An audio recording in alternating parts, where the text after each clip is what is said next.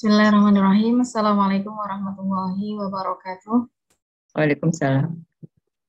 Alhamdulillah, nahmaduhu wa nasta'inuhu wa nastaghfiruh wa na'udzu billahi min syururi anfusina wa min sayyiati a'malina may yahdihillahu fala mudilla lahu wa may yudlilhu fala hadiya lahu. Asyhadu an la ilaha illallah wahdahu la syarika lahu wa asyhadu anna Muhammadan 'abduhu wa rasuluhu la nabiyya wa la rasula ba'da. Rabbi shrah li sadri wa yassir li amri wahlul 'uqdatam min lisani yafqahu qawli, amma ba'du. Ibu-ibu sekalian yang kami muliakan dan mudah-mudahan juga senantiasa dimuliakan oleh Allah. Alhamdulillah wa syukrulillah, pada siang hari ini kita kembali bisa melaksanakan agenda rutin kita, kajian bulanan di pekan ketiga bersama dengan takmir Masjid MIPA UNS. Mudah-mudahan kita bisa istiqomah hingga waktu yang tidak terbatas, dan mudah-mudahan apa yang kita agendakan ini mendapatkan ridho dari Allah Subhanahu wa Ta'ala. Amin ya rabbal alamin. Salawat dan salam juga kita sampaikan kepada Rasulullah Muhammad Sallallahu Alaihi Wasallam. Semoga kita semua nanti di yaumil akhir termasuk di antara umat beliau yang mendapatkan syafaat beliau di yaumil kiamah.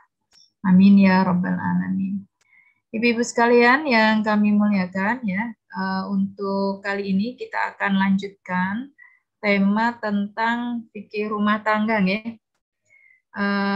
Kemarin kita sudah bahas ini berarti pertemuan ketiga ya ibu-ibu ya, yang tentang fikih rumah tangga, kedua atau ketiga? Ketiga ya? Yang ketiga ini. Ini yang li'an kemarin sudah atau baru mau dibahas? Tadi saya chat Bu Sari, tadi belum dijawab. Yang li'an sudah dibahas atau belum? Kayaknya sudah. Baik. Jadi kalau sudah, kita tinggal satu materi ya, tentang perceraian ya, tentang talak. Ya, jadi kemarin kita sudah sampaikan beberapa permasalahan terkait fikih rumah tangga. Jadi sebenarnya ibu-ibu sekalian ya, fikih rumah tangga ini sangat luas sekali ya, dari pernikahan, kemudian permasalahan-permasalahan yang terjadi, kemudian nanti ada hak asuh anak dan sebagainya. Tapi ini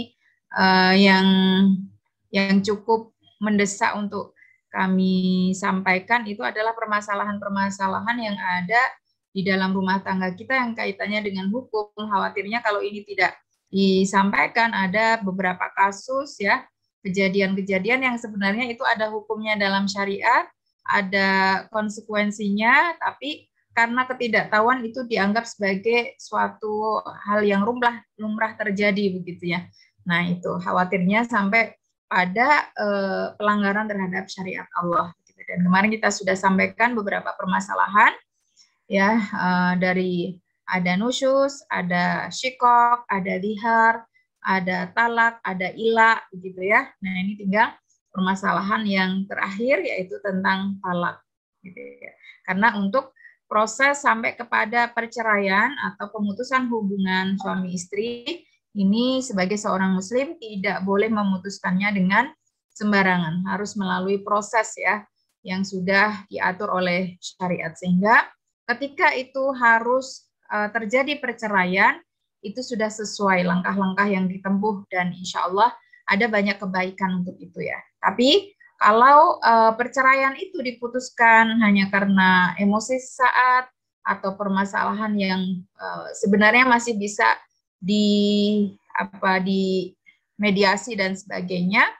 Nah, ini nanti khawatirnya akan menimbulkan banyak sekali dampak buruk ya untuk semua yang berkaitan, baik suami istri atau anak dan keluarga besar begitu. Dan itulah yang tidak disukai oleh Allah Subhanahu wa Ta'ala ya. Karena kita semua tahu meskipun talak ini atau perceraian ini sesuatu yang dihalalkan, akan tetapi tidak ada sesuatu yang halal yang paling dibenci oleh Allah kecuali perceraian. Ya, sehingga masalah-masalah yang kemarin sudah kita sampaikan itu hendaknya kita pahami. Misalnya ada perselisihan atau permasalahan di level yang mana dan bagaimana syariat memberikan panduan menyelesaikannya sebelum sampai pada keputusan ya untuk berpisah, ya, untuk membatalkan akad nikahnya, gitu ya. Diharapkan seperti itu ya, supaya tadi ya apa yang kita lakukan itu sesuai dengan panduan syariat, karena apapun yang diperintahkan oleh syariat ini ataupun yang dilarang itu pasti kembali kebaikannya kepada kita ya sebagai seorang muslim ya. Ini. Nah, perceraian itu apa? Kalau dalam bahasa Arab ya, perceraian itu talak ya. Orang-orang Jawa atau Indonesia juga sudah sangat familiar ya dengan kata talak ini ya. Jadi tolako atau atlako itu dari akar bahasa Arabnya ya, yang artinya adalah melepaskan dan meninggalkan secara umum ya, secara bahasa. Nah, yang dimaksud secara syara di sini adalah memutuskan atau melepaskan ikatan pernikahan. Jadi bukan secara umum, tapi secara khusus ini kaitannya dengan pernikahan. Ketika kita berbicara tentang talak itu ya sudah ada di mindset kita ya. Ini kaitannya dengan pernikahan begitu. Adapun dasar hukumnya ada dalam surat Al-Baqarah ayat 229, juga ayat-ayat yang lain. Bahkan Allah Subhanahu wa taala menurunkan satu surat yang secara khusus diberi nama surat At-Tolaq. Nah, ini ya, sebagai seorang muslim dan muslimah, apapun latar belakang kita, profesi kita, pendidikan kita, ketika membina rumah tangga, atau barangkali kan di UNS ada sekolah pranikah ya, ini sebenarnya harus disampaikan ya, bab tentang permasalahan-permasalahan rumah tangga ini. Nah, jadi menurut kami dalam sekolah pranikah tidak hanya disampaikan bagaimana cara atau tips membina rumah tangga, mendidik anak dan sebagainya, karena di zaman now tidak sedikit ada permasalahan-permasalahan rumah tangga yang itu harus diselesaikan sesuai dengan panduan syariat ya.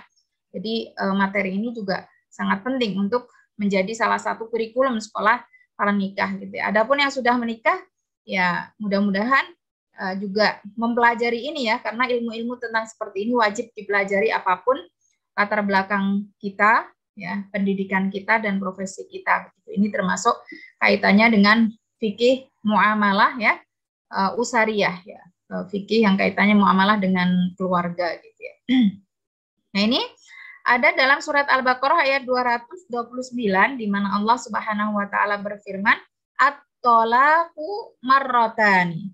Jadi perceraian atau talak yang dapat suami merujuki istrinya kembali tanpa harus melakukan akad yang baru di masa iddahnya, itu hanya ada 2 kali kesempatan saja. Nah, padahal tidak sedikit ya fenomena yang ada di masyarakat ya, orang sangat mudah sekali mengucapkan talak cerai gitu ya, bisa berulang-ulang. Nah, ini fatal sekali, padahal dalam syariat itu hanya 2 kali saja.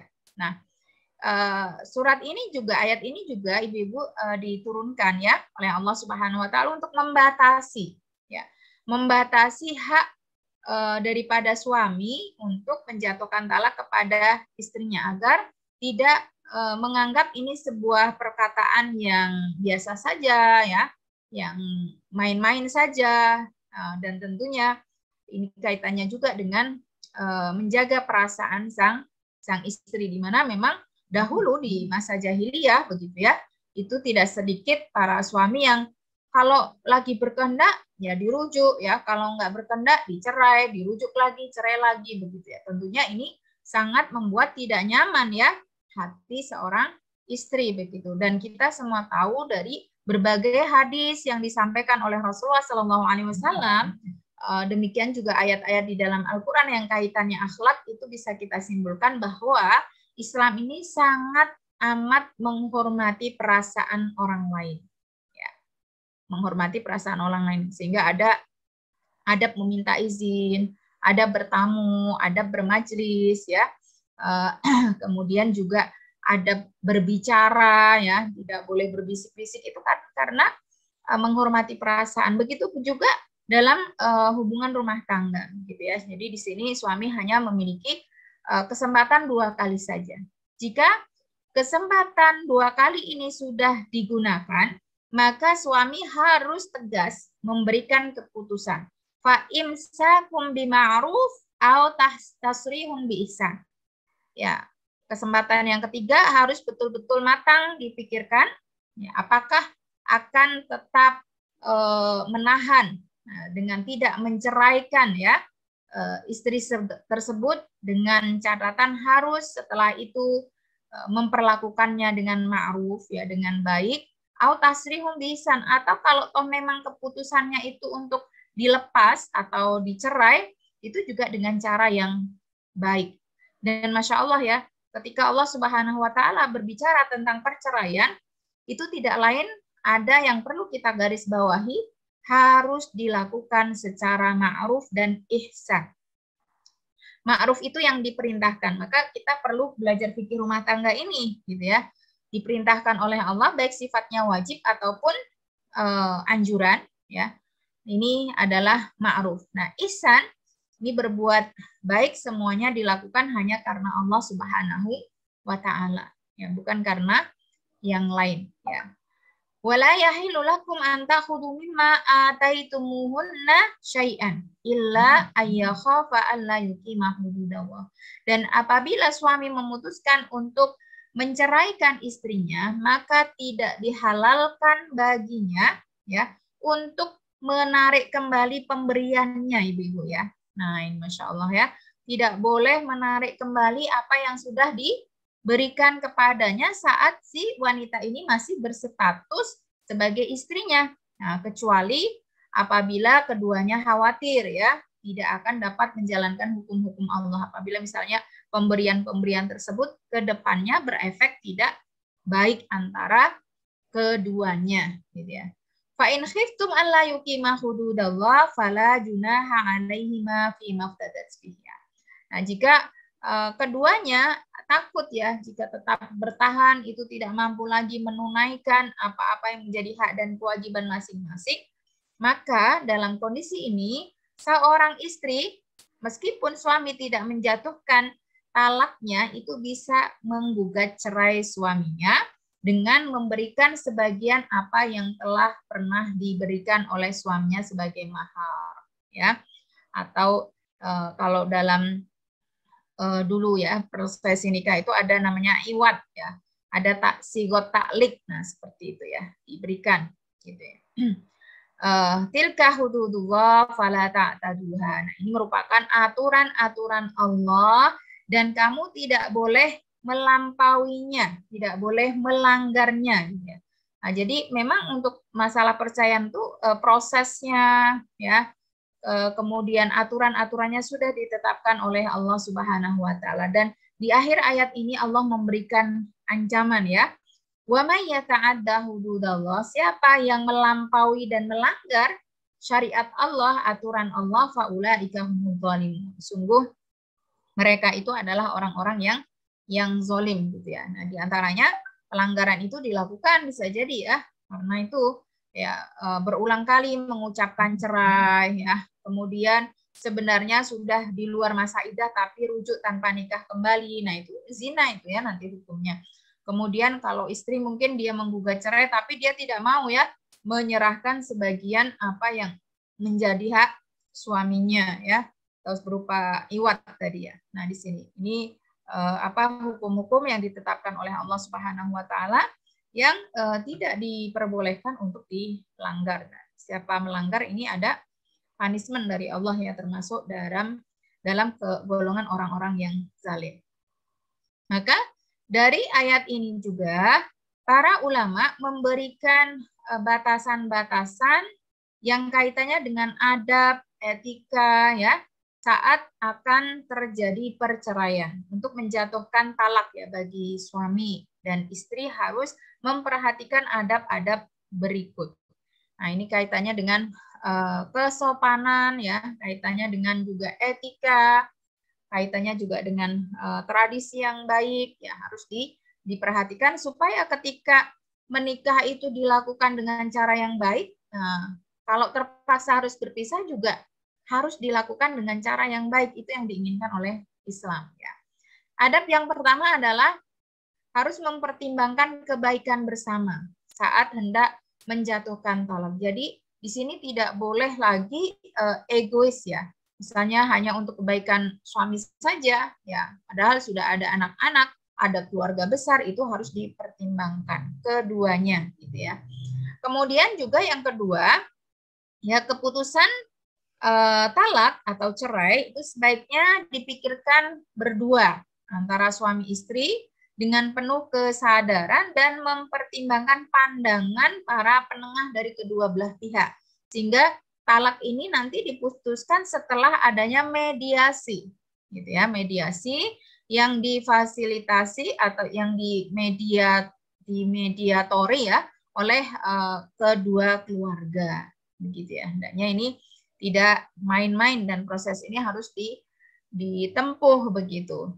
Kemudian yang ketiga ya, mengucapkan kalimat talak itu harus didasari karena takut tidak bisa menegakkan aturan Allah apabila rumah tangga tersebut tetap dipertahankan gitu. Karena memang sudah benar-benar suami tidak bisa menjalankan fungsinya sebagai suami, menunaikan kewajibannya ya. Karena mohon maaf bisa jadi karena hal-hal yang lain begitu juga dengan istri begitu ya. Kalau misalnya tetap dipertahankan, dia tidak menjalankan tugas dan kewajibannya dengan baik begitu. Dan ini banyak terjadi ibu-ibu ya. Saya sering dapat pertanyaan gini, karena suaminya melakukan kesalahan dan sebagainya gitu ya, istri tidak mau lagi melayani suaminya. Ada yang sampai 1 tahun, 2 tahun begitu ya. Kemudian bertanya kepada saya, dosa enggak seperti itu? Selama status kita masih sebagai istri, maka berdosa. Nah, sehingga ini ya salah satu yang mendasari diperbolehkannya perceraian adalah hal-hal yang seperti itu. Jadi kalau seorang istri tidak mau melayani suaminya, padahal suami membutuhkan pelayanannya, gitu ya, dan statusnya masih sebagai istri ya, dia berdosa. Jadi kalau sudah tidak dilakukan 2 tahun, sama 2 tahun itu berdosa. Ya, bagaimanapun kondisi suaminya, kecuali memang suaminya sakit dan sebagainya, ya mestinya menggugat cerai gitu ya. Nah itu. Jadi di sini maka perceraian ini diucapkan memang dalam rangka karena takut ya suami tidak bisa menjalankan kewajiban dengan baik, begitu juga istrinya ya, takutnya ini kepada Allah Subhanahu wa Ta'ala begitu ya. Nah itu. Kemudian adab yang keempat adalah tidak boleh ya melakukan menjatuhkan talak ini karena ingin menyakiti istrinya. Ya, meskipun nih mohon maaf ya, istrinya berselingkuh gitu ya. Ini yang lagi viral kan perselingkuhan gitu ya. Nah, kemudian ditalak untuk menyakiti istrinya, tidak boleh. Tapi diperbolehkannya adalah didasari karena takut tidak bisa menegakkan aturan Allah begitu ya. Kemudian juga melakukan talak ini karena sang istri tidak bisa memegang amanah. Ya. Jadi kalau semuanya dikumpulkan ini lebih kuat alasannya untuk mungkin tidak mempertahankan rumah tangganya ya. Misalnya, mohon maaf ya, sang istri itu berselingkuh atau tidak bisa menyimpan rahasia keluarga yang itu privasi ya, atau hal yang lain yang sudah ditentukan aturannya, ketetapannya di dalam Al-Quran dan As-Sunnah. Dan diharapkan untuk suami itu tidak menjatuhkan talak sekaligus 3 atau 3 kali atau talak 3. Aku talak kamu, talak 3. Atau diucapkan 3 kali, aku talak kamu. 1, aku talak kamu. 2, aku talak kamu. 3. Nah, itu sebaiknya tidak ya. Tetap punya harapan bahwa bisa jadi setelah resmi bercerai itu mereka berdua berpikir dengan baik, akhirnya masih ada kesempatan rujuk, maka bisa rujuk kembali dan saling memperbaiki. Karena kalau sudah talak 3 itu tidak bisa rujuk ya. Nah, namanya sudah talak bain kubro, tidak bisa rujuk ya. Meskipun dengan pernikahan ulang tidak boleh. Gitu. Kemudian juga termasuk adabnya itu ada saksi saat mengucapkan talak ya. Karena sekarang itu zamannya digital, ibu-ibu ya. Pernikahan ataupun perceraian itu bisa dilakukan dengan jarak jauh. Bisa melalui video call, bisa melalui bahkan WhatsApp ya, bisa melalui WA gitu ya. Nah, ini sebaiknya ada saksi. Ya. ada saksi yang menyaksikan pernikahan tersebut, yaitu wajib ya, dan juga kalau bercerai ada saksi ya yang menyaksikan bahwa si suami ini sudah menjatuhkan cerainya, talaknya gitu. Kemudian tidak boleh ya menjatuhkan talak ini saat sedang marah ya, tidak diperbolehkan ya, saat emosi. Nah, karena kemarahan itu termasuk daripada salah satu peluang yang digunakan oleh syaitan ya untuk mempengaruhi sikap, perilaku dan ucapan bagi orang yang sedang marah begitu ya. Sehingga di dalam syariat kita sendiri ketika kita dirundung kemarahan hendaknya kita berwudu supaya dijauhkan oleh Allah Subhanahu wa taala ya dari pengaruh-pengaruh dan bisikan-bisikan syaitan, termasuk bisikan untuk menyudahi ya pernikahan ya. Kemudian termasuk adabnya adalah ada niat ya. Karena harus ada niat maka harus dipertimbangkan betul-betul ya. Dan juga dijatuhkan talak ini ketika waktu yang diperbolehkan. Nah, misalnya kapan kita suami tidak boleh mentalak istrinya, yaitu ketika istrinya sedang haid, ya, atau ketika istrinya sudah suci dari haid, tapi setelah berhubungan, ya, setelah berhubungan suami istri malah menjatuhkan talak, ya, ini tidak diperbolehkan, ya, termasuk talak namanya talak bid'i, tidak berlaku ya. Ketika seorang istri sedang haid, mau suami mengatakan cerai 100 kali, itu tidak ada efeknya.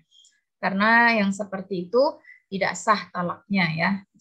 Talak yang dijatuhkan saat istri sedang haid itu tidak sah. Kemudian juga harus dengan cara yang baik ya. Tidak boleh dengan ucapan yang kasar, kezaliman, ada unsur permusuhan ya. Nah, ini adab-adab dalam menjatuhkan talak. Jadi Masya Allah, ya, ini harapannya dengan menjaga adab ini, berpisah antara suami istri tetap dilakukan dengan cara yang baik, sebagaimana saat mereka bertemu juga dengan cara yang baik, dengan akad pernikahan yang baik, begitu ya. Nah, talak ini ada rukun dan syaratnya, ya, Ibu ya. Nah, untuk rukunnya dalam talak ini harus ada 3 hal, ya. Ditambahkan 1 nanti sebagai saksi ya, sebagai tambahannya, tapi itu tidak termasuk rukun atau syarat, tapi itu termasuk adabnya. Gitu. Kalau syarat dan rukunnya ini ada 3. Nah, ada suami, ada istri, ada siwat atau lafaz yang diucapkan. Nah, masing-masing ini ada syaratnya. Seorang suami, talaknya dianggap sah apabila suami tersebut berakal sehat. Jadi ketika suaminya sedang tidak berakal sehat, maka talaknya tidak berlaku, ya, atau balik, ini jelas ya. Kemudian atas kemauan sendiri, tidak ada paksaan dari pihak lain. Ketika seorang suami menjatuhkan talak kepada istrinya karena adanya tekanan, paksaan dari orang lain, meskipun mohon maaf ya, dari orang tuanya, dari ayahnya, ibunya atau keluarganya, atau mungkin atasannya, ini talaknya tidak sah. Talak harus dilakukan atas kemauan sendiri, sebagaimana juga pernikahan ya. Seorang laki-laki yang menikahi seorang wanita itu juga tidak boleh ya dalam tekanan atau paksaan orang lain. Jadi ini ibu-ibu yang sudah putranya sudah besar-besar atau putrinya ya, putranya terutama ya, kalau wanita boleh dipaksa, kalau laki-laki tidak boleh. Itu tidak boleh menjodohkan anak laki-lakinya dengan wanita dan dia terpaksa menikahinya, itu tidak diperbolehkan ya. Kemudian yang kedua adalah istri. Ini ya, syarat istri ya, supaya perceraian itu sah adalah memiliki akad nikah yang sah dengan suami. Akad nikah yang sah ini kalau di Indonesia boleh ya ibu-ibu ya secara formal ya, ada akta nikahnya itu, atau secara informal ya, yang terkenal di lingkungan kita dengan nikah siri ya, padahal sesungguhnya bukan nikah siri itu ya, nikah syar'i gitu. Nikah siri itu adalah definisi dari kawin lari. Ya. Kalau nikah yang tidak dicatatkan di tempat kita itu kan sebenarnya sah ya secara syar'i, hanya tidak dilibatkan ya ke KUA begitu ya Bu ya. Tapi sebenarnya secara prakteknya ya ada suami, ada istri, ada mahar, dan juga Kadang tidak sedikit yang mengundang orang banyak, itu bukan siri. Kalau siri itu kan diam-diam, gitu ya. Ada nikah syar'i sampai mengundang 1000 orang, maksa siri, gitu ya. Nah ini, tapi tidak dicatatkan, begitu ya. Ini nikahnya tetap sah, gitu. Maka pernikahan yang dilakukan tanpa pencatatan ke KUA itu juga sebaiknya ada saksi, sehingga nanti ketika ada perceraian ini saksinya tahu kalau dia pernah menikah, karena nanti ada hubungannya ya dengan mungkin apa namanya harta benda dan sebagainya, apalagi kalau sampai si suami ini meninggal ya. Nah ini kasihan kalau misalnya tidak ada saksi, ya bisa jadi si istri ini tidak bisa mendapatkan hak warisnya gitu, karena dinikahinya bukan tercatat, tidak ada bukti ya catatan tentang pernikahannya gitu ya. Jadi sah di sini baik menurut negara ataupun menurut syariat. Kemudian memang status istri ini belum pernah diceraikan ya oleh suaminya sampai talak 3. Kalau sudah talak 3 ya sudah, nggak ada lagi perceraian setelah itu, karena setelah talak 3 itu sudah tidak ada masa rujuknya gitu ya. Kemudian rukun yang ketiga adalah sigot ya, sigot atau lafat ya. Ini yang pertama syaratnya harus jelas yang menyatakan perceraian. Kemudian juga diucapkan dengan sengaja tanpa ada paksaan atau tekanan dari pihak manapun ya, termasuk keluarga. Nah, ini syarat dan rukun talak ya. Nah, talak berdasarkan lafadznya ini bisa dilihat dari hadis yang disampaikan oleh Rasulullah SAW, yang dengan memahami hadis ini hendaknya kita sangat berhati-hati. Karena sebenarnya ini materi mestinya ada suami-suami gitu ya, yang harus memahami hukum ini. Kalau tidak ya berarti para istri harus menyampaikan ke suaminya gitu ya. Ini Rasulullah SAW sampaikan dalam hadis riwayat Abu Daud dan yang lainnya ya. Salasun jidduhunna jiddun wa hazluhunna jiddun. Dalam syariat Islam ada tiga hal yang apabila dilakukan dengan benar-benar, sungguh-sungguh, ya, ada niat atau tidak ada niat karena main-main, itu dihukumi benar, ya, dihukum berlaku begitu. Yang ini kita harus berhati-hati. Jadi 3 hal ini tidak boleh kita lakukan meskipun dalam keadaan main-main. Ya, karena main-main atau sungguh-sungguh itu terjadi. Yang pertama adalah an-nikah, ya, pernikahan. Jadi misalnya ibu-ibu sama teman sekantor gitu, yuk kita besanan gitu ya. Bapak-bapak deh ya kalau anaknya masih ini ya kecil misalnya, karena sebagai walinya ya. Ya, terus kemudian ada teman yang lain, tolong saksikan ya kami besanan. Ini bisa terjadi. Nah, tinggal nanti anak dewasa itu berhak mau nggak meneruskan atau membatalkan akad yang sudah dibuat oleh orang tuanya tadi, gitu ya. Karena untuk anak-anak itu yang belum balik itu tasarrufnya ya, perbuatannya dihukumi oleh perbuatan walinya. Di sini ya, jadi nggak boleh main-main. Bahkan juga disampaikan oleh para ulama ya, di dalam main film sinetron ya, itu sebenarnya juga tidak perlu diadakan atau ada adegan melakukan akad nikah, itu tidak perlu. Ya, karena ini kalau secara tekstual itu bisa benar-benar terjadi gitu ya. Namanya kan main-main gitu. Main-main ya sama dengan ini ya, hazal itu main-main gitu ya. Kemudian juga perceraian, kemudian juga rujuk gitu ya. Jadi 3 hal ini dilakukan dengan sungguh-sungguh atau dengan main-main itu serius ya terjadi. Dari sini kita bisa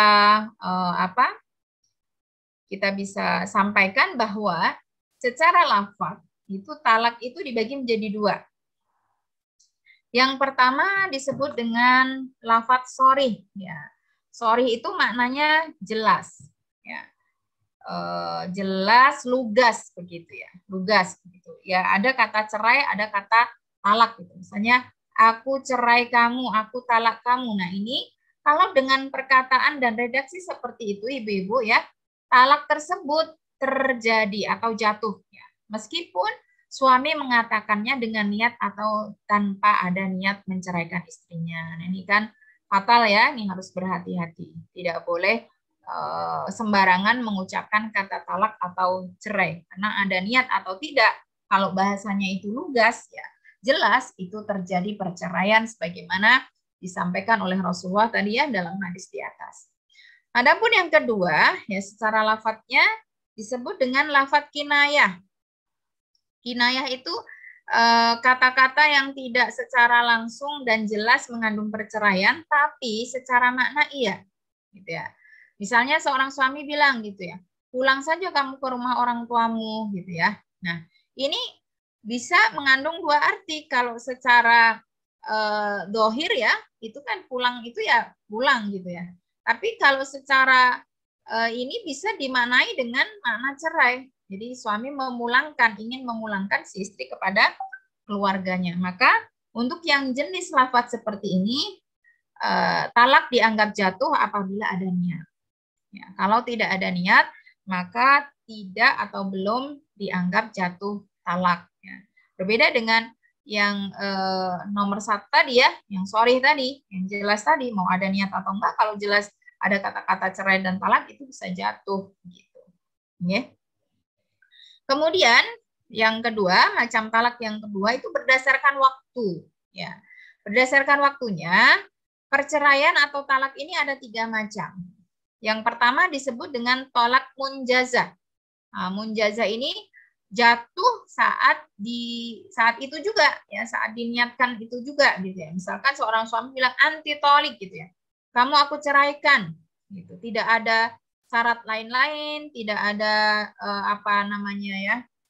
catatan lain-lain, maka saat itu jatuh gitu. Munjazah itu ya saat itu juga ya. Kemudian yang kedua disebut dengan talak mu'allaq ya. Jadi talak yang akan jatuh ketika syaratnya terpenuhi. Nah, misalnya mohon maaf ya, ada seorang istri yang mungkin sedang suka sama laki-laki lain gitu ya. Kemudian sebagai kepala rumah tangga, si suami ingin mendidik istrinya ya, sampai mengucapkan, jika kamu masih berhubungan dengan si A, maka aku ceraikan kamu atau jatuh talak terhadap dirimu. Ya, itu berarti kalau yang syarat yang disebutkan tadi terjadi, maka jatuhlah talak.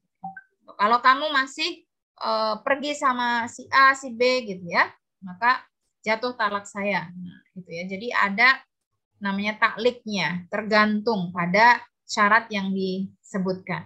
Maka di dalam akad nikah biasanya seorang suami di Indonesia ini ya membaca sigot taklik ya. Biasanya kalau suami tidak memberi nafkah lahir batin selama 6 bulan begini-begini gitu ya, atau tidak ada kabar selama berapa tahun begitu, si istri berhak untuk mengajukan talak, atau kalau itu yang dibaca oleh suami ya, telah jatuh talak saya kepada kamu. Ya, itu berarti terjadi. Maka tidak semua suami itu mau membaca talak sigot ya, bukan talak ya, sigot taklik itu tidak semua suami itu mau membacanya. Kalau tidak mau ya tidak boleh dipaksa. Kenapa? Karena kadang-kadang kan sesuatu itu terjadi tanpa kita sadari ya, karena suatu hal dan sebagainya. Padahal kalau sudah membaca sigot taklik itu dan yang dibaca itu terjadi, ya jatuh talaknya. Gitu ya. Nih. Kemudian ada talak mudhof ya, itu dikaitkan dengan waktu tertentu. Misalnya suami bilang ya, tanggal 1 bulan depan kamu tertalak gitu ya. Nah, ini ya. Misalnya ada suatu masalah ya, istri melakukan nusyuz, tidak taat kepada suaminya, dikasih waktu kesempatan berkali-kali, tidak diabaikan juga gitu ya, tidak diperhatikan begitu ya. Akhirnya yaitu suami bisa mengatakan ya, tanggal 1 atau mungkin sebulan lagi atau mungkin 3 bulan lagi, maka ketika waktu yang disebut oleh suami itu berlalu, maka jatuhlah talak kepada istrinya ya, seperti itu. Kemudian yang ketiga ya, talak berdasarkan pelaku. Ya, jadi talak ini ibu-ibu tidak hanya jatuh oleh suami ya. Talak ini juga bisa dilakukan oleh istri. Ya, jadi Di sini ada talak yang dilakukan oleh suami, ada talak yang boleh dilakukan atau sah dilakukan oleh istri. Ya, tentunya dengan gugatan terhadap suaminya. Maka ketika ada perceraian itu kita bisa lihat siapa yang menggugat, gitu ya. Kalau penggugatnya adalah suami, berarti itu dilakukan oleh suami. Kalau penggugat itu oleh istri, maka itu dilakukan oleh istri. Nah, ini pun ada beberapa macamnya ya. Talak yang dilakukan oleh suami ini ada beberapa macam jenisnya ya. Yang pertama disebut dengan talak raj'i. Ya, sebagaimana di ayat tadi. Talak 1, talak 2 di masa iddah masih boleh rujuk kembali, itu namanya talak raj'i. Raj'i ya. Jadi kata rujuk raja'a yarji'u. Raj'un. Jadi masih ada peluang untuk kembali ya, untuk islah. Tanpa harus ada akad nikah jika masih dalam masa iddah. Tapi kalau sudah iddahnya itu sudah habis, maka harus nikah ulang. Tapi boleh, gitu kan? Ini. Jadi nanti kita bahas tentang iddah ya ibu-ibu ya. Jadi nggak bisa misalnya udah cerai, udah berlalu 5 bulan ya rujuk kembali tanpa akad nikah, itu zina nanti. Dan ini banyak kasus seperti itu. Ya. Sudah cerai, pergi 2 tahun, kebetulan ketemu lagi masih sama-sama single, rujuk aja tanpa akad nikah ya. Nah, ini tidak sah rujuknya. Ya, karena tanpa akad nikah sudah lewat masa iddah. Berarti kalau itu tetap dilakukan, nauzubillah min dzalik, keduanya sedang berzina selama itu. Padahal yang seperti ini tidak sedikit kasusnya. Sebab beberapa kali juga ada yang berkonsultasi kepada kami ya. Sayangnya sudah lama terjadi. Ya sudah, kalau sudah lama terjadi ya selama itu dia berzina. Ya. Maka harus segera akad nikah ulang gitu. Ya ini. Kemudian yang kedua disebut dengan talak bain. Ya, nanti talak bain pun ada 2 ya, sughra dengan kubro. Di mana ini talak yang dijatuhkan oleh suaminya ya, sekaligus 3 kali, ya 3 kali atau talak 3.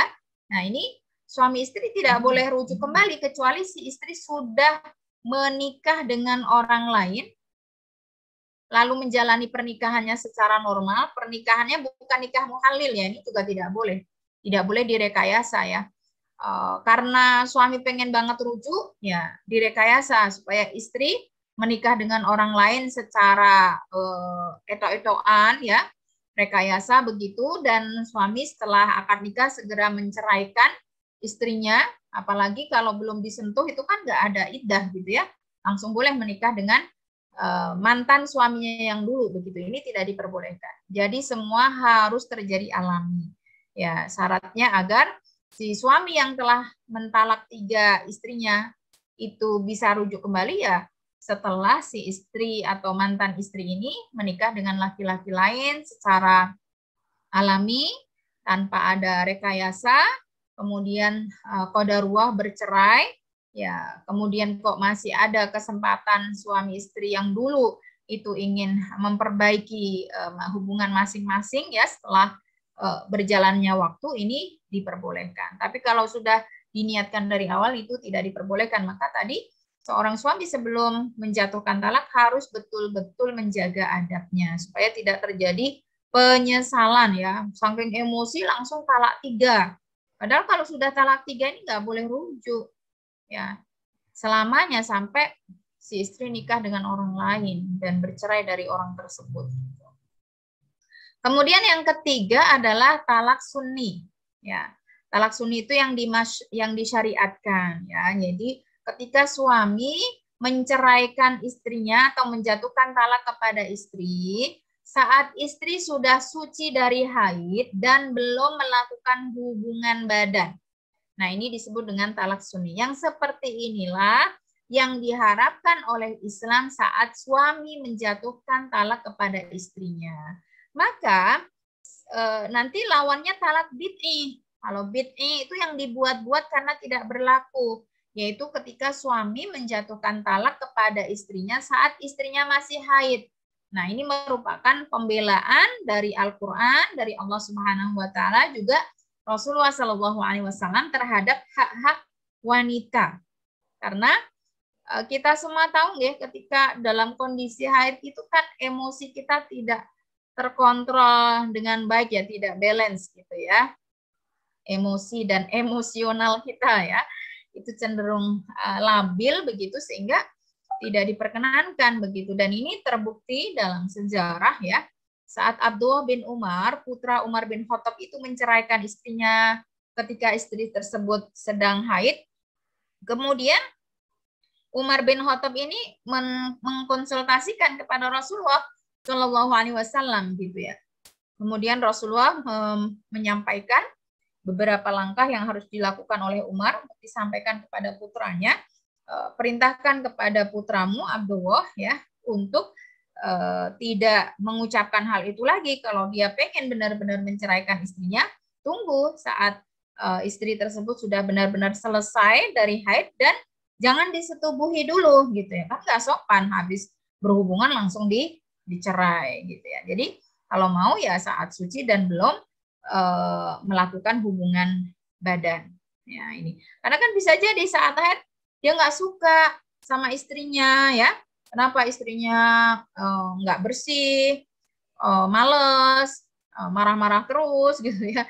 Kan nggak suka gitu ya. Ternyata setelah suci ternyata ketidaksukaan itu hilang ya, karena istri kembali pada tabiat yang normalnya gitu ya.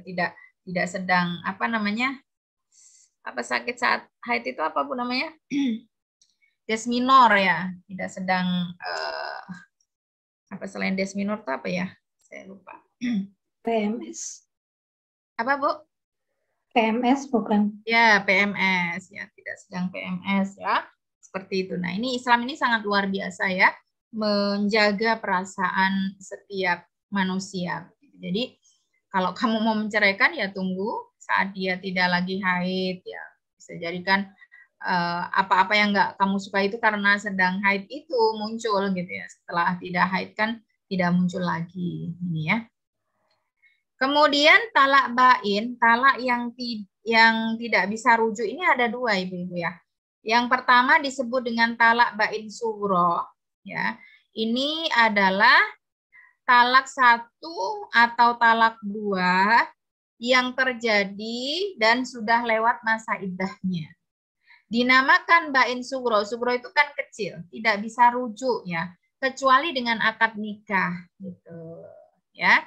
Ini maka kemarin ada kan kasusnya ya, seorang dai kondang gitu ya menceraikan istrinya karena sudah lewat dan mau rujuk karena sudah lewat masa iddah ya harus nikah ulang, sehingga tercatatnya jika dulu si wanita ini menjadi istri pertama maka menjadi istri kedua, karena pernikahan yang kedua ini terjadi setelah pernikahan dengan istri yang dulu menjadi istri kedua gitu ya. Nah itu.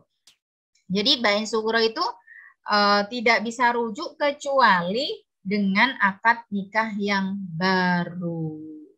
Maka suami istri harus memahami betul masa iddah itu apa, berapa gitu ya. Karena kalau sudah masa iddahnya lewat, akan rujuk kembali itu harus pakai akad nikah. Kalau tidak pakai akad nikah maka hukumnya zina. Ya. Ini jadi itu hanya 2 kali saja ya. Adapun bain kubro itu benar-benar tidak bisa rujuk, dengan akad pun tidak bisa, kecuali tadi mantan istri sudah menikah lagi dengan orang lain dan bercerai dari suami tersebut, itu pun dengan cara alami. Nah, ini berat sekali ya. Nah, ini ya dalam surat Al-Baqarah ayat 230 disampaikan, in tallaqaha fala tahillu lahu mim ba'du hatta tankiha zaujan ghairah. Jika kamu sudah menceraikan yang ketiga kalinya atau langsung cerai pertama tapi langsung dijatuhkan talak 3, maka tidak halal bagimu untuk merujukinya kecuali hatta, syaratnya tankiha zaujan ghairah. Si istri tersebut telah menikah atau kawin dengan laki-laki yang lain dan bercerai dari laki-laki tersebut. Ini. Kemudian yang kedua adalah dari segi pelaku ya, dari sisi pelaku, talak dilakukan oleh istri. Ya. Talak yang dilakukan oleh istri ini bisa kita kategorikan dengan dua jenis ya. Yang pertama yang disebut dengan fasah, yang kedua disebut dengan khulu. Fasah itu adalah pengajuan perceraian atau gugat cerai ya, dilakukan oleh istri kepada suaminya. Jadi nanti secara teknisnya tetap perceraian itu dijatuhkan oleh suami ibu-ibu ya. Tapi gugatannya tergantung ya dari mana siapa yang menggugat gitu. Kalau yang menggugat suami itu talak biasa, yang menggugat istri ini bisa disebut dengan fasah atau khulu tergantung bagaimana teknisnya. Kalau fasah ini seorang istri menggugat cerai suaminya, ya, dilakukan dengan surat ya gugatan ke pengadilan dan ya karena berbagai alasan, ya, sebagaimana diantaranya yang disebutkan dalam psikotalik gitu ya, tidak memberi nafkah, lahir batin 6 bulan atau lahir saja atau batin saja dan itu memberatkan istrinya ya. Atau suaminya pergi begitu saja, sudah 4 tahun tidak memberi kabar gitu ya. Dan yang lain-lain, atau ada kasus KDRT gitu ya. Si istri melayangkan gugatan tanpa adanya imbalan atau iwat. Ya ini disebut dengan fasah. Nanti hakim yang hakim yang memproses gitu ya. Maka ada sidang nanti gitu ya. Kemudian hulu. Hulu ini kalau bahasa Jawanya disebut dengan rapa ya. Seorang istri menggugat suaminya dan dengan memberikan iwat ya atau imbalan. Kalau di dalam akta nikah kita imbalannya sebanyak Rp10.000 ya. Nah itu. Dan untuk hulu ini tidak ada rujuk ya. Meskipun masih dalam masa iddah. Ya. Ini juga seorang istri, kalau akan menggugat cerai harus betul-betul dipertimbangkan matang-matang. Karena di antara wanita yang tidak bisa mencium bau surga, yang dulu sudah kita bahas ya ibu-ibu ya, itu di antaranya adalah yang menggugat cerai suaminya, sedangkan alasan gugatan tersebut sebenarnya tidak syar'i, tidak termasuk yang bisa dimaklumi ya secara syariat. Nah, ketentuan fasah. Kapan istri boleh menggugat cerai kepada suami yang gugatannya dilayangkan ke pengadilan? 1. Ketika suami telah dianggap tidak memberi nafkah lagi, baik lahir maupun batin ya. 6 bulan secara berturut-turut. Dan istri keberatan begitu ya Bu ya. Kalau istri nggak keberatan nggak apa-apa. Kemudian yang kedua ya, apabila seorang suami meninggalkan istrinya selama 4 tahun berturut-turut tanpa adanya kabar berita. Ya, ini mungkin nanti akan ada laki-laki lain yang melamarnya, ya ini harus diperjelas ya statusnya, dia masih istri orang atau bukan. Karena kalau sampai tidak diperjelas, ternyata terjadi akad nikah, lalu kemudian suami pertama itu datang, itu dia yang paling berhak, gitu ya, karena tidak ada surat cerai begitu. Maka ketika kondisi itu terjadi dan istri membutuhkan namanya status yang jelas, begitu ya, silahkan bisa diajukan gugat cerai, sehingga dengan adanya surat ya, surat yang memberinya keterangan status sebagai seorang janda, ini dia sah untuk menikah dengan orang lain begitu. Sehingga apabila sang suami tadi yang meninggalkan dia dalam waktu yang cukup lama itu datang menuntut dia sebagai istrinya, itu tidak bisa ya, karena akad nikahnya itu sudah dibatalkan oleh pengadilan karena adanya fasah ini ya, tuntutan atau gugat dari istrinya begitu. Dan jangan sekali-kali seorang wanita menerima lamaran atau melaksanakan akad nikah dengan laki-laki lain sebelum statusnya jelas. Ya, sebelum dia mengantongi surat cerai itu jangan. Karena pernah terjadi ibu-ibu ya. Tapi ya sayangnya dikonsultasikan ke saya sudah terjadi gitu. Jadi kasusnya sama seperti ini. Jadi suaminya meninggalkan dalam waktu yang lama gitu ya, 3 tahun gitu. Tidak ada kabar dan sebagainya. Ya udahlah, dianggapnya tidak ada gitu ya. Kemudian si istri ini melakukan akad nikah gitu. Lalu si suami yang dulu datang. Ya, ini ya nggak bisa.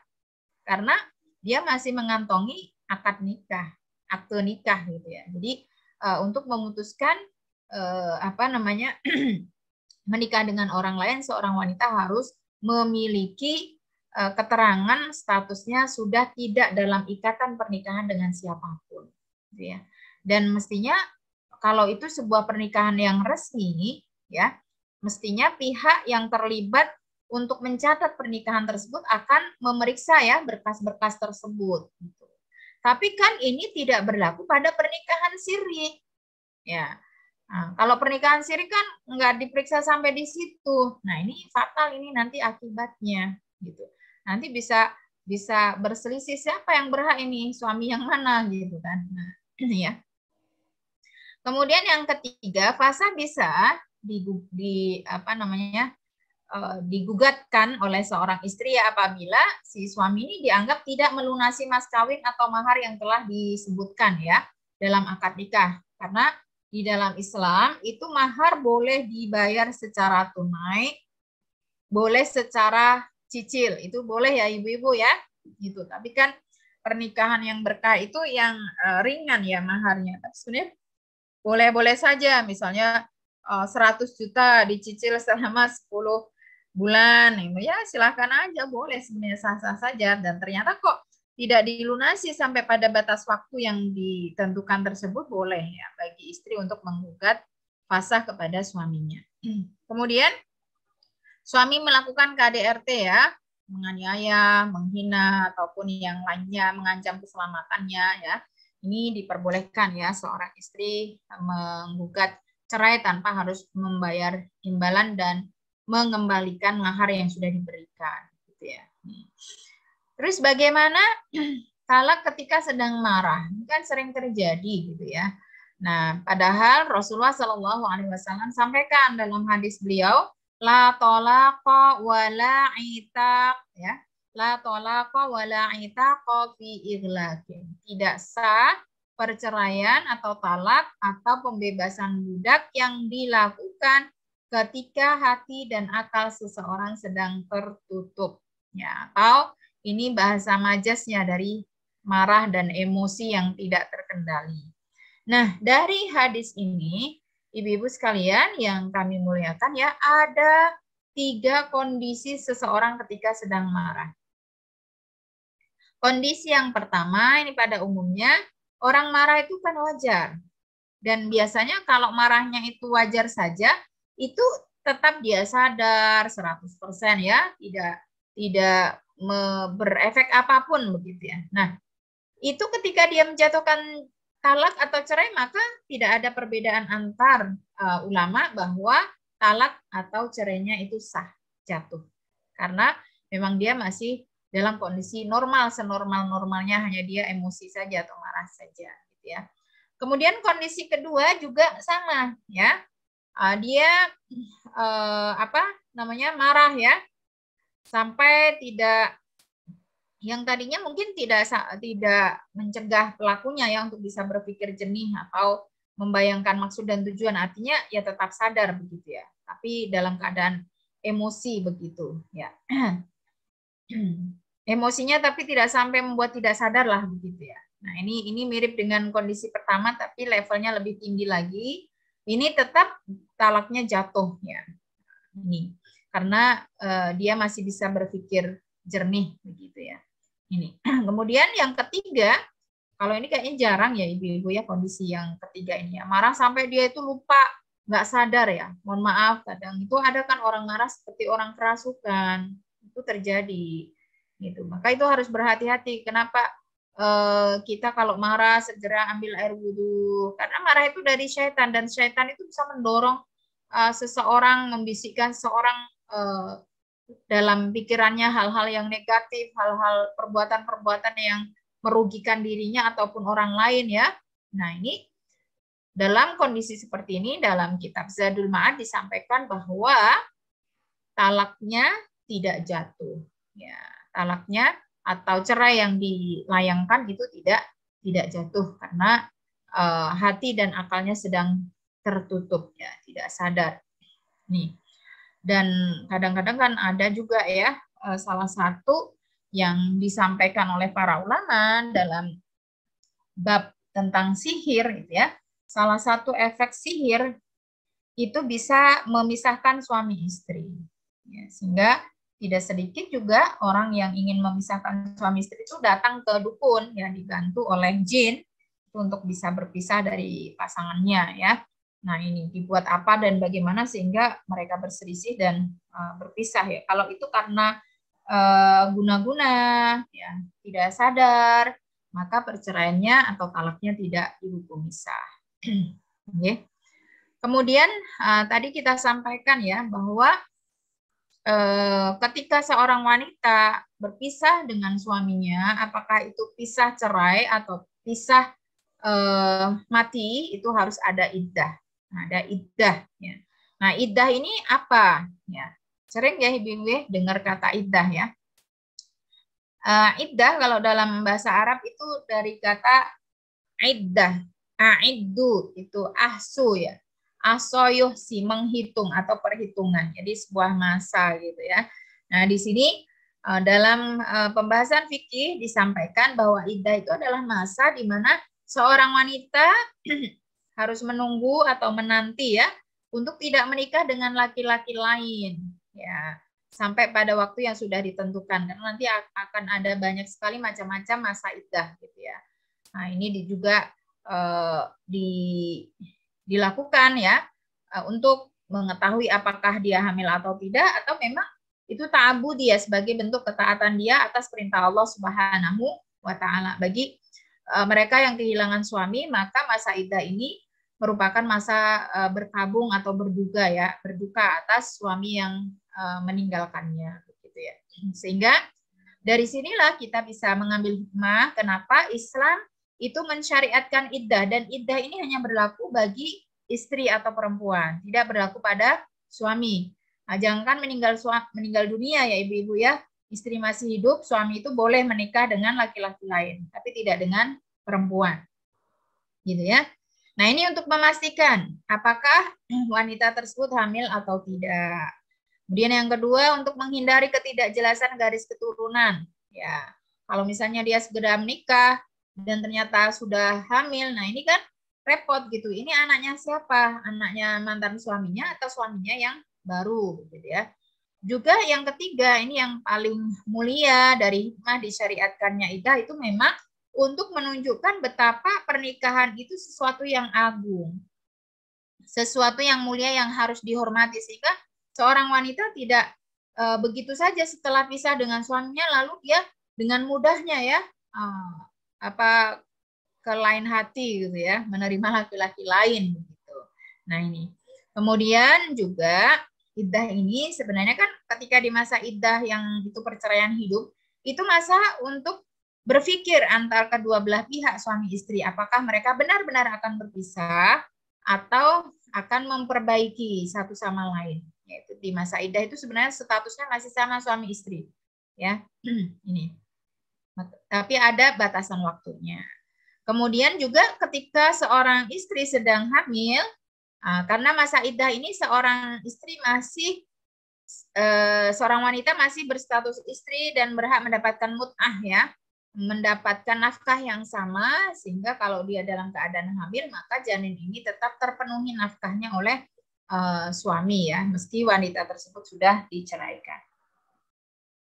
Dasar hukum iddah ini ada banyak ya, diantaranya dalam surat Al-Baqarah ayat 228, wal mutallaqatu yatarabbasna bi anfusihinna thalathata quru. Secara umum wanita yang diceraikan karena cerai hidup itu mereka hendaknya menahan diri, tidak menikah dulu dengan laki-laki lain selama 3 kali suci ya, dari haidnya. Kemudian dalam hadis riwayat Bukhari ini ada seorang sahabiat namanya Sabi'ah al-Aslaniyah. Dia ditinggal mati oleh suaminya dan dia sedang hamil, lalu dilamar oleh Abu Sanabil bin Baka, ya. Tapi dia tidak mau menerima lamaran tersebut, ya.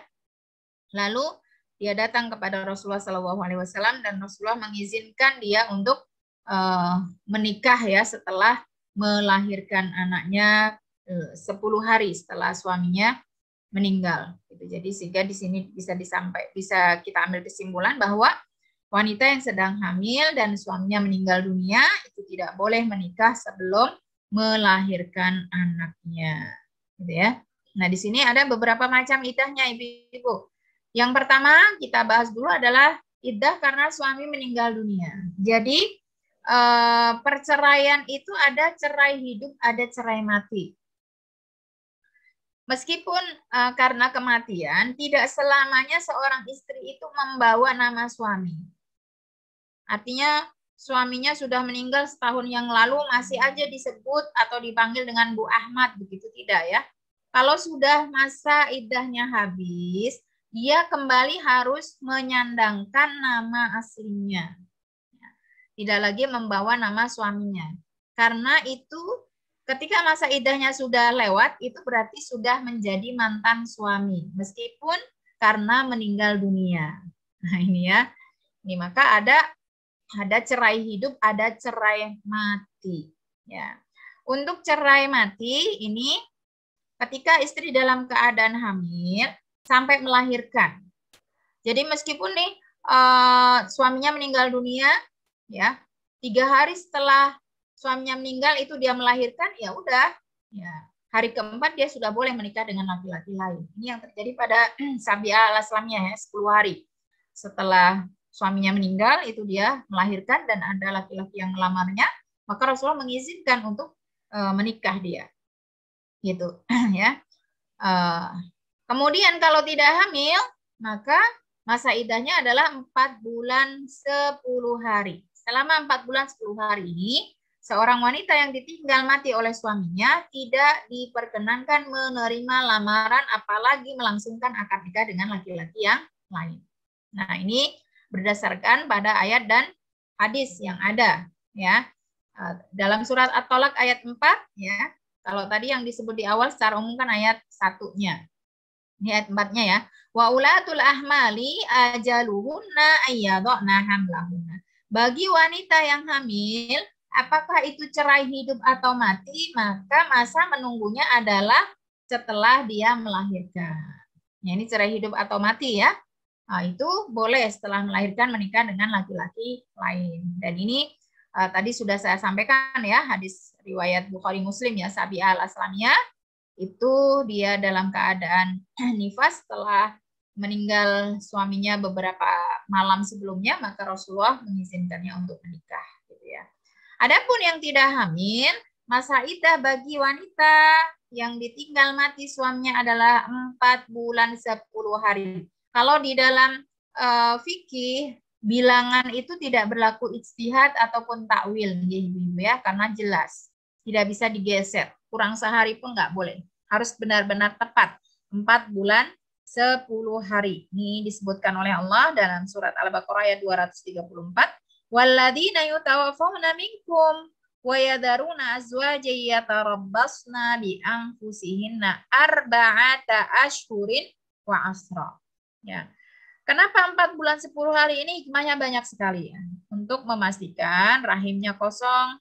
Juga 4 bulan 10 hari ini masa yang cukup tepat bagi wanita untuk berduka atas kematian suaminya. Dan cukup juga bagi wanita untuk beradaptasi, membuka hatinya untuk laki-laki yang lain, begitu, ya.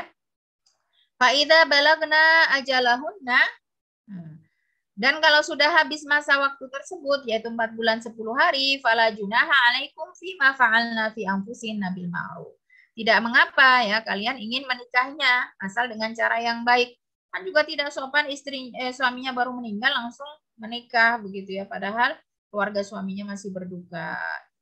Wallahu bima ta'maluna khabir. Dan Allah mengetahui, ya, atas apa yang kamu perbuat gitu. Jadi kalau misalnya kamu menggeser-geser hitungan ya, suaminya meninggal tanggal 10, ditulisnya tanggal 1 misalnya ya, jadi 10 harinya nggak dihitung. Nah ini Allah Maha tahu dan ini berita yang bentuknya sebenarnya ancaman. Kemudian yang kedua adalah iddah untuk suami yang masih hidup atau cerai hidup ya. Nah ini tergantung talaknya, apakah talak rajai ataukah talak bain. Nah ini kalau talak bain tadi kan sudah tidak ada masa iddahnya ya.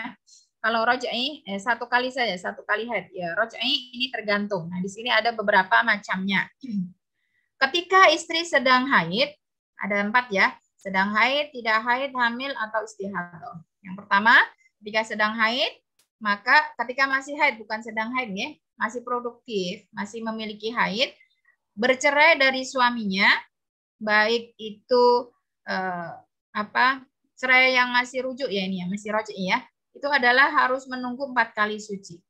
Jadi karena diceraikan saat suci, berarti suci pertama, suci kedua, suci ketiga, nah dia sudah boleh ya menikah dengan laki-laki lain. Dan kalau sudah suci ketiga ini suaminya tidak rujuk, ya kalau suaminya pengen rujuk harus nikah ulang. Ya, nah, seperti itu. Jadi kalau sudah masa iddahnya habis, suaminya pengen rujuk harus pakai akad ulang. Kalau tidak berarti zina. Adapun yang tidak haid itu ada 2 macamnya. Ya, bisa jadi karena sudah menopause atau memang dia belum pernah haid atau punya kelainan ya tidak haid, maka 3 bulan iddahnya ya. Ini dalam surat At-Tolak ayat 4. Wallahi ya islaminal mahid min nisaikum inirtabatum fa'iddatuhunna salasata ashhuri wallahi lam yahid. Perempuan sudah menopause atau yang tidak haid yaitu adalah 3 bulan. Hitungnya pakai bulan ya, tidak suci karena tidak pakai hitungan suci karena dia sendiri tidak haid. Kalau hamil ya sampai melahirkan. Jadi mau karena cerai hidup atau mati, kalau sedang hamil masa iddahnya itu sampai melahirkan. Kemudian yang istihadah itu pakai hitungan bulan, tidak pakai hitungan masa suci ya. Jadi sama dengan tadi yang sudah tidak haid yaitu 3 bulan. Adapun untuk talak bain ya, yang tadi ya talak 3 itu kan sudah tidak bisa rujuk lagi suaminya, maka masa iddahnya cukup 1 kali haid saja. Ya, cukup 1 kali haid saja. Demikian juga untuk perceraian atas gugatan dari istri atau khulu ya. Ini juga masa iddahnya 1 kali haid saja. Karena bisa jadi si istri ini menjatuhkan atau menggugat cerai suaminya itu sudah dalam proses waktu yang lama ya. Udah pisah ranjang lama, pisah rumah lama gitu ya. Sehingga sudah bisa dipastikan dia tidak berhubungan lama dan tidak hamil ya. Nah seperti itu maka cukup 1 kali saja. Yang jelas bukan hanya karena itu tapi memang sudah disampaikan oleh Rasulullah dalam hadis demikian. Adapun seperti kasus kemarin ya, menikah belum diapa-apain sudah dicerai. Ya, belum disentuh ya, belum melakukan hubungan badan, itu tidak ada masa iddahnya. Dalam surat Al-Ahzab ayat 49 disampaikan di sini ya ayyuhalladzina amanu idza nakahtumul mu'minat tsumma talaqtumuhunna min qabli an tamassuhunna fama lakum 'alaihinna min 'iddatin ta'taddunaha. Jadi kalau seorang laki-laki menceraikan istrinya di hari pertama atau hari kedua atau ketiga sebelum berhubungan, ya tidak ada kontak fisik berhubungan ya, ini maka tidak ada masa iddahnya. Kemarin ada juga yang berkonsultasi ke kami gitu ya, suami istri sudah menikah sebenarnya 6 bulan, ya 6 bulan, tapi selama 6 bulan ini suaminya tidak pernah menyentuh istrinya. Gitu ya, tidak memberikan nafkahnya lahir dan batin dan belum menyentuh istrinya, kemudian jatuh perceraian, maka bagaimana? Ya sudah tidak ada masa iddah. Dia boleh bekerja, dia boleh mencari nafkah, dia boleh juga langsung menikah dengan laki-laki lain begitu dia mengantongi surat cerai. Nah seperti itu. Adapun hak dan kewajiban wanita di masa iddah, ya ini penting untuk diperhatikan juga. Yang pertama, ibu-ibu sekalian ya, untuk wanita yang mengalami masa iddah karena talak raj'i yang masih bisa dirujuki tadi, dia masih memiliki hak sebagaimana hak seorang istri, tempat tinggal, nafkah, atau yang sering disebut dengan mut'ah. Ya. Nah, kalau di Indonesia nanti untuk keputusan mut'ahnya apa, berapa, itu biasanya diputuskan pengadilan ya. Kadang-kadang ada yang menggugat cerai dengan meminta mut'ah sebanyak berapa gitu ya. Nah, ini dihitung selama masa iddah tersebut. Kemudian yang kedua, untuk talak bain ya, yang sudah tidak bisa rujuk kembali, tadi talak 3 begitu, maka ia masih mendapatkan hak rumah selama masa iddah. 1 kali haid tadi. Namun tidak mendapatkan nafkah kecuali dalam keadaan hamil. Kalau dalam keadaan hamil masih ya, sampai melahirkan itu masih mendapatkan nafkah sebagaimana statusnya sebagai seorang istri sebelum-sebelumnya. Ya, ini dijelaskan oleh Allah dalam surat At-Tolak ayat 6. Ya, masih boleh tinggal di rumah tersebut dan mendapatkan nafkah. Pun kalau nanti dia menyusui, itu seorang suami harus paham ya, memberikan nafkahnya sekaligus juga kecukupan ya nutrisi gizi untuk seorang wanita menyusui anaknya dengan baik. Dan istri pun sebenarnya kalau di dalam Islam itu kewajiban memberikan ASI itu ada pada suami gitu. Tapi kan suami nggak punya ASI gitu ya. Maka ketika istri berkeberatan dan mengajukan upah gitu ya Bu ya, itu boleh-boleh saja gitu. Karena di zaman dahulu, mohon maaf ya, menyusui itu bisa menjadi salah satu profesi. Ya, profesi. Dan di zaman dulu itu sangat banyak ya kebiasaan orang Arab itu tidak menyusui anaknya, ya, tapi disusukan kepada wanita lain dengan memberikan upah ya. Tentunya wanita yang secara gizinya berkualitas, ya, asinya tinggal di udara yang sejuk, ya, dan sebagainya itu harapannya si bayi tersebut bisa bertumbuh dan berkembang dengan baik, gitu ya. Kemudian yang ketiga, bagi wanita yang ditinggal mati suaminya, ya, maka dia wajib menjalani masa ihdar atau berduka atau berkabung.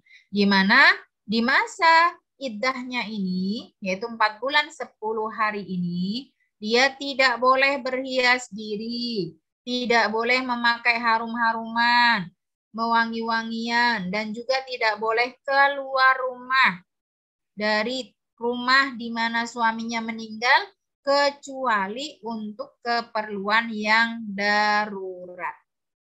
Ya. Dalam hadis Bukhari Muslim disampaikan oleh Rasulullah Sallallahu Alaihi Wasallam, la yahillu, mohon maaf ya, la yahillu limra'atin tu'minu billahi wal yaumil akhir, tidak halal bagi wanita yang mengaku beriman kepada Allah, kepada hari akhir ya, antuhidda ala mayyitin, berduka terhadap kematian seseorang, fauqa salasi layalin, lebih dari 3 hari kecuali pada suaminya, yaitu arba'ata asyurin wa asro, ya. Karena memang ditinggal pasangan itu paling berat ya ibu-ibu ya di sini. Kemudian juga di dalam hadis riwayat lain disampaikan, kunna nunhi an nuhidda ala mayyit fauqa salasin illa ala zaujin arba'ata asyurin wa asra. Jadi kami dilarang untuk berkabung lebih dari 3 hari kecuali kepada suami, yaitu 4 bulan 10 hari. Wala naktahila. Jadi saat 4 bulan 10 hari nggak boleh pakai celak. Wala natatoyyaba, tidak boleh pakai parfum. Wala nalbasa sauban masbuon, tidak boleh pakai pakaian berwarna-warni. Illa sauba ghasbin, ya, kecuali yang warnanya gelap. Wa qad ruhisalana inda tuhri ida igtasalat ihdahunna min mahidihinna. Bolehnya memakai wangi-wangian adalah ketika kita mandi setelah suci dari haid, gitu ya, untuk menghilangkan bau-bau yang tidak sedap itu ya. Nah, di sini Juga disampaikan oleh Rasulullah Shallallahu Alaihi Wasallam melalui lisan sahabat ini ya, wa kunna nunha anit tiba'il janaiz. Kami juga dilarang untuk mengantarkan jenazah ya, meskipun itu jenazahnya suami. Jadi kalau suami meninggal dunia tidak perlu istri itu ikut ke makam. Nah, itu meskipun ditafsirkan oleh para ulama larangan ini tidak sampai haram sebenarnya, tapi sebaiknya tidak ikut ke makam. Kemudian ini tadi sudah saya sampaikan ya, seorang yang suaminya meninggal dunia di masa iddahnya ini hendaknya ia tetap berada di rumah ya, kecuali ada hajat daruriyat gitu ya, yang emergensi sehingga dia butuh untuk keluar rumah. Nah, itu diperkenankan. Jika tidak, maka tidak diperbolehkan. Demikian ibu-ibu ya. Alhamdulillah kita sudah menyelesaikan ya fikih rumah tangga yang kaitannya dengan permasalahan-permasalahan ya dalam rumah tangga gitu ya. Adapun yang lain-lain ya mungkin masih bisa dibahas di pertemuan-pertemuan berikut ya, untuk tema-tema yang lain. Ini kita ambil memang khusus untuk permasalahan-permasalahan dalam rumah tangga saja. Gitu ya. Demikian ibu-ibu yang bisa kami sampaikan. Mudah-mudahan ini bermanfaat untuk kita semua ya. Juga mungkin bisa disampaikan ke anak-anak kita ataupun mungkin juga pasangan kita ataupun siapapun ya. Karena masalah fikih rumah tangga ini cukup penting gitu ya, dan permasalahan itu ada yang kadang tidak sesuai dengan panduan syariah dalam cari solusinya. Dan tentunya sebagai seorang muslim, ketika ada panduan hendaknya kita menyesuaikan diri sebagaimana panduan yang ada, sehingga apapun keputusan langkah yang kita ambil tidak sampai terjadi pelanggaran terhadap syariat. Apalagi kalau sampai itu masuk ke dalam kategori zina, ini sangat fatal ya akibatnya dunia dan akhirat. Demikian. Wallahu a'lam. Assalamualaikum warahmatullahi wabarakatuh.